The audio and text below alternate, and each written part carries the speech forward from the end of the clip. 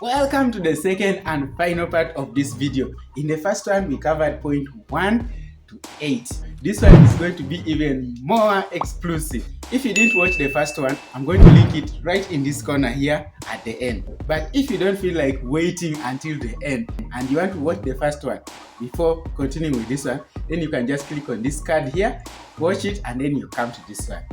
My name is Dr. Emmanuel Amukun and I'm the founder of Marvel's Dental Hospital. Let's go! Number 9. Gaming and games. Whether be that on your phone or at home with a PlayStation or something like that. All people who love gaming end up spending money on the game. Whether that be for buying extra lives or anything else like that. The truth, games don't only cost you money. They also cost you time. If you can see how much time you have spent playing a game in a year. And if you're in employment where you earn an hourly wage, you could convert that into money and then you see how much exactly you are losing. Most Ugandans are familiar with the game Candy Crush. If you think that these games are just there for the sake, do you know how much money Candy Crush made last year? If you know the answer, put it in the comment section. The right answer will get a shout out in the next video. Number 10, partying. Especially Ugandans love partying. They give any excuse to have a party. And it must really feel good popping those bottles of champagne at the party or at the club or anywhere else that you have these parties. But what you must remember is that after a few hours of having that fun and blowing out all your money, something less fun will follow. You will have to return to work for several weeks or a full month in order to feel like that for just a few hours again. You see, when you're popping those bottles and ordering rounds, you are actually under the illusion that you are the boss. Because everyone is calling you the boss, chairman, and whatever other fancy name they give you to make you order more and more. But do you know who the real boss is? The one behind the counter collecting the cash. That is the real boss because he's collecting all the money that you are busy throwing around. Number 11, gambling. I have mentioned this in my other videos that those machines that they use for gambling are designed specifically to benefit the owner of the machine, the business owner, and not you who is trying to win a fortune. Listen friends, when it comes to finances, hope has never been a strategy. You cannot hope that you are going to win a fortune and all of a sudden your life is going to change. That is not a strategy, my friend. If you agree, type in the comment section, hope is not a financial strategy. Unfortunately, if you are keen enough, you will actually realize that it is those with very little money that keep wasting it in gambling with the hope and dream of winning big. But my friend, the odds are already set against you. Wake up and smell the coffee. Number 12, smoking and any other addiction. Because people who smoke also tend to have other addictions. But let's talk about smoking. First of all, smoking is one thing that offers no actual nutritional value. But let's talk money. I did a little math here. In Uganda, a pack of Sportsman cigarettes costs about 8,200. Let's be conservative and say you smoke one packet of cigarettes in a week. Times 52 weeks in a year. That will give you a conservative figure of 426,400 shillings.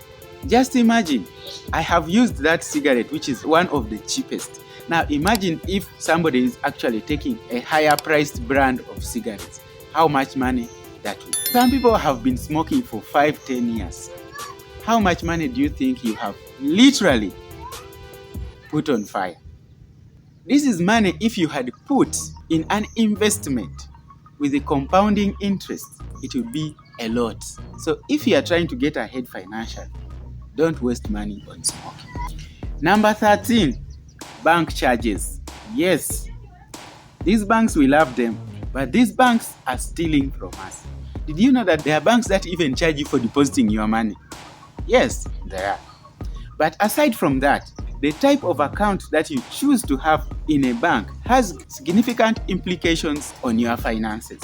For example, if a bank has account maintenance fees, let's say it is 15,000. 15,000 every month times 1 year, that is 180,000 Uganda shillings. Buying what? Nothing. And that is just 1 year. And we have not factored in other expenses like ledger fees, Visa card fees, withdrawal fees, and so forth. So by all means, make sure that you avoid having a current account unless you are a business or an organization that does regular transactions. It is better you have a savings account with no monthly charges and ledger fees on your account. Or better still, find other places where to put your money instead of having your money lying idle in the bank.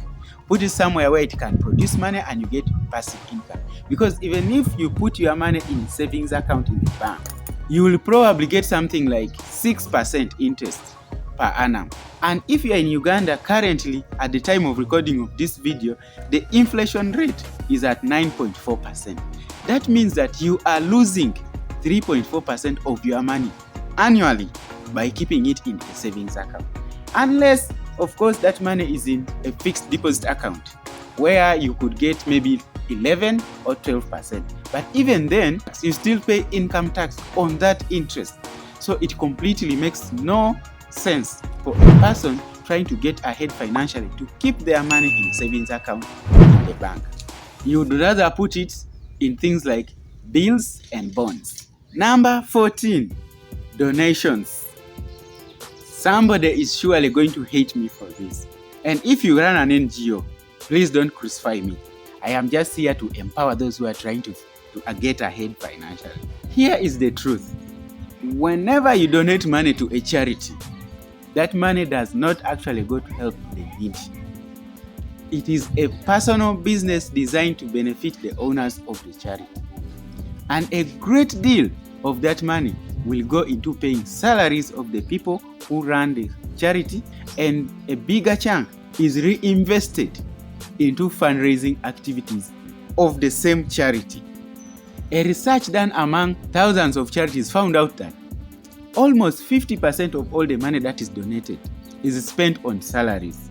30% is reinvested into fundraising activities. It is only 20% or less that actually goes to help the needy. Instead of donating money to a charity, what you should be doing instead is to buy physical items and you take to these charities or send to the charity if you cannot take it yourself. Alternatively, if you are in position, you could train the intended beneficiaries and empower them to earn for themselves. That way, they will learn how to fish instead of depending on the fish that you give them. 15, taxes. Did you know that the best way to minimize or avoid taxes completely is not to pay taxes as an individual, but as a business owner? For other ways on how to dodge taxes legally, just click on the video on this card here. But for this purpose, you must know that the poor actually pay higher taxes than the rich. And the reason is simple. Most poor people do not deliver value in the marketplace. If they do, their value is not as much as that delivered by the rich. As a matter of fact, wealth is a byproduct of the value that you create.